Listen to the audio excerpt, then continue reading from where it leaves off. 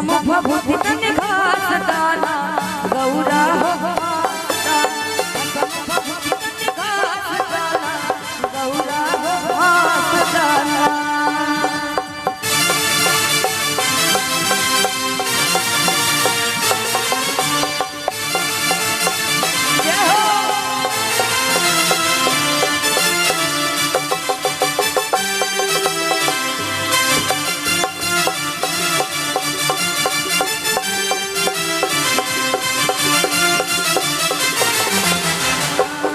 शक्ति से जैसा तुझ छूटी शिव सते बन जई है हो 14 पावन तीनों लोग में शांति नाही पई है हो।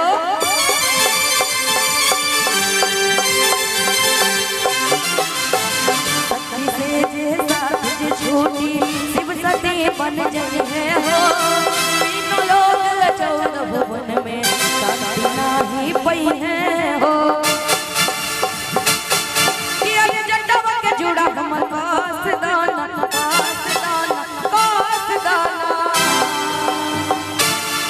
कि भसम भभूति तनि घास दाना गौरा हो भसम भभूति तनि घास दाना गौरा हो घास दाना।